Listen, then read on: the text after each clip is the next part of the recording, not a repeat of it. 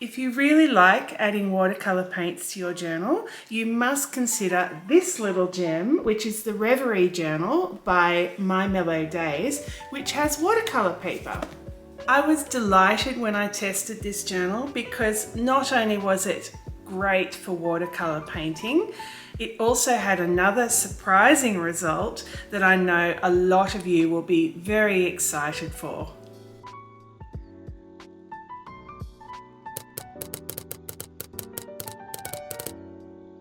I'm Ruby from the Useful Journal. Today I am reviewing this Reverie journal by My Mellow Days. I will tell you a bit about the company and their products, the packaging of the journal, the construction of the journal, the paper. I will do a pen test and show you the results of that pen test, including a special test for watercolors. You will see examples of work in the journal with watercolors. And finally, I will talk about the company's approach to environmental sustainability and social responsibility. My Mellow Days is a small business run by an American-French couple who live in France. In addition to the watercolour journal that is the subject of this review, they also sell a watercolour journal in the traveller's size. They sell a mixed media journal with 300 GSM part cotton paper, and they also have stickers and washi tape. My Mellow Days has a broad social media presence on their own website, Instagram, Facebook, YouTube, and Pinterest. They have a small range of journals available to buy from their website, typically offering 4 to 6 colorways of each type of journal. My Mellow Days appears to keep a fairly small inventory and offer pre-orders so you can be sure to secure the journal you want. This is quite common for small businesses because it helps them finance the production of the journal before they then have them available to sell to you. But it may be frustrating for customers that might have to wait some time before they get their new journal. The A5 journal is comparable in price per page to other premium bullet journal brands such as Notebook Therapy and Archer and Olive. Packaging is reasonably minimal. The journal comes in a decorative heavy card box with the journal inside wrapped in a thin layer of plastic wrap. There is no other packaging and usually no gifts are included. The A5 journal has a leatherette cover that feels plush and soft. It has stamped foil flowers on the cover. The journal has a 6mm wide elastic closure that leaves a small indent on the cover. It has rounded corners on the pages, 2 satin ribbon bookmarks that reach easily around the corner, and a pocket on the inside back cover. There is no pen loop. The journal has 160 pages and the journal weighs a fairly standard 530 grams. The high volume watercolour paper causes the journal to be a little thicker than journals with the same number of pages, but the journal still feels fairly compact. The page edges sit an even distance inside the cover. The journal doesn't really lay flat, but will mostly stay open at your selected pages. You can encourage them to flatten, and I think after a bit of use, the spine would soften and the pages would relax and sit flatter. The ribbons are glued to the outside of the stitch binding, not sewn in. There are 10 signatures, which are the groups of pages in the binding, and they are glued together evenly, and the glue does not cause the pages to sit out too far from the spine. So when you press the double page spread flat, the pages sit evenly either side of the glued section and there is no tearing near the stitching. I can't comment on the durability of the binding. My experience with this type of spine is that it tends to get a bit overworked, but in other journals with similar bindings, I've never had pages fall out.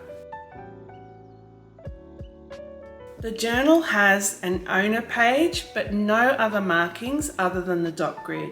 While the dots are a sepia rather than a grey colour, they are still an average darkness in my test in terms of showing through markers, but definitely don't stand out when looking at your page. So I really like the colour of this dot.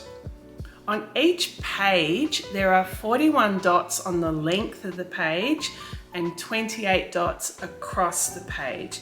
But the 28th row is so close to the spine that it's not very usable. So I would say it's probably closer to 41 dots by 27 dots. The average dot numbers for A5 journal pages are 27 by 39, so you benefit from a couple of extra rows on your page.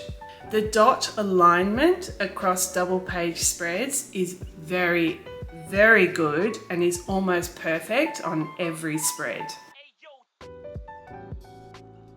The paper is 160 GSM, but it is cold pressed and textured watercolour paper. It's 100% wood pulp, so it doesn't have any cotton content, and it is not coated because watercolour paper doesn't work very well if it's coated. The paper is smoother on one face with more ridges on the opposite face of the paper. Because of the way the papers are bound, you get a smooth double spread and then a rougher double spread. The difference isn't significant, but I noticed in my watercolour test that if you use a lot of water, the pigment of the paint settles into the bottom of the ridges. If you paint with less water, this doesn't happen. The paper is a lovely ivory colour, which is much more forgiving than stark white, but does mean that colours don't stand out as much. There's no ghosting or bleed through for nearly every pen or marker I tested. Even on this paper, the Sharpie Ultra Fine pen ghosts through but doesn't bleed. This is an alcohol-based pen and in most journals would bleed. While there is no ghosting or bleed, this doesn't mean it's pleasant to use all these pens on this paper because it is rougher.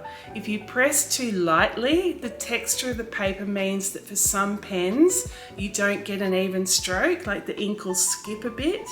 And if you press too hard, you damage your pens. That's the ones with the softer nibs. You'll notice these issues most when you're doing calligraphy.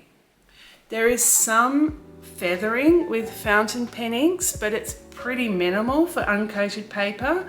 It's not as pleasant to write with a fountain pen though, because of the sensation of the nib scratching across the rough paper. I was quite surprised to find that a 2B pencil was difficult to erase, leaving a fairly noticeable shadow. So I'll have to be careful in future to use a lighter pencil, maybe an HB, or just press more lightly. The Pilot friction pen also didn't erase fully. The best whiteout options were the whiteout tape and whiteout liquid. The pens, like the Jelly Roll pen, were too light. I think white gouache would probably work really well as well on this paper. Because the paper is uncoated, inks dry fairly quickly and smearing is not an issue. There was barely any smearing when I brushed my hand across a micron pen ink after a couple of seconds, and none at all after 5 seconds. Smearing was minimal when using a highlighter after a pen. The smearing, I can't believe this happened because I was so careful, but the smearing you can see on my page was a Signo metallic gel pen, which always smears soon after writing with it, regardless of the paper, because they just produce a lot of ink. The same happens with Jelly Roll pens. Now, on to the really important results, because after all, this is a watercolour journal. I was able to use a fair amount of water with watercolour painting and not destroy the paper. You'll see this on the test painting I did of a kingfisher.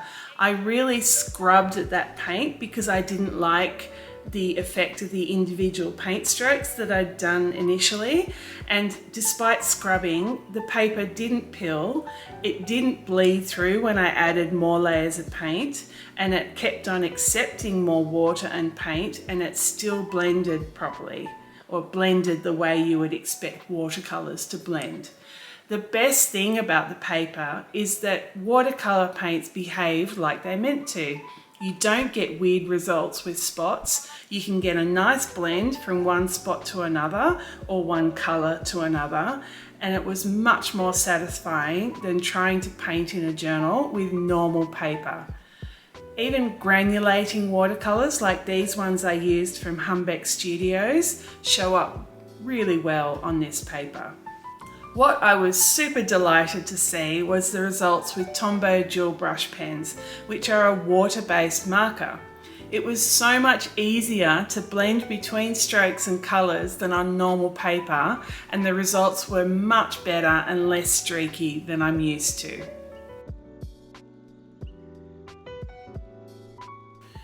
The Reverie journal uses paper certified by the Forest Stewardship Council, meaning that it is sustainably harvested.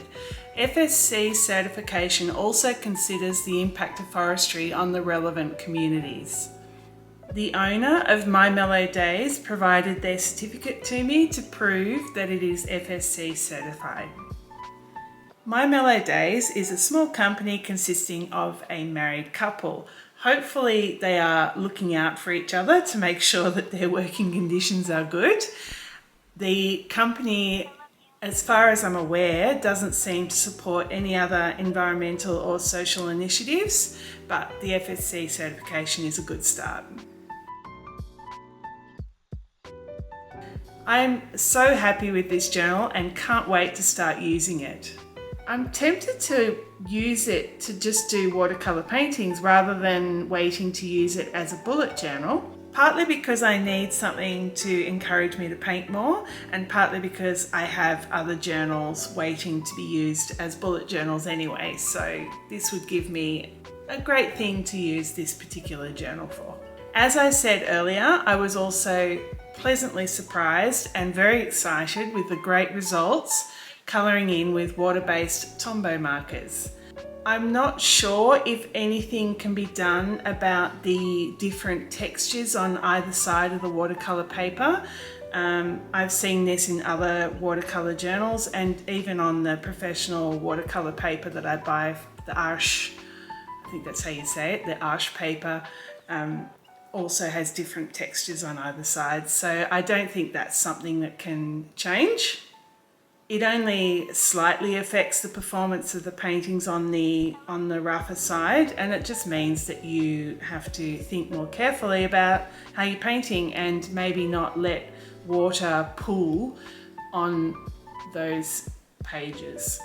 The only other minor issue I have is that the journal doesn't lay flat, but again, this is something I've seen with other watercolour journals, so it's probably something to do with the paper and the way it's bound in. So yeah, I'm not sure that this can be resolved either. So two very minor issues, not something that would put me off this journal at all. I absolutely recommend this journal, and so far the little I've done, I've enjoyed using it. It's wonderful to see an art paper journal that does have that FSC certification, because there aren't very many paper producers that offer that kind of paper. I hope you found this review useful. Please like the video, subscribe to my channel, and keep an eye out for my next review. See ya.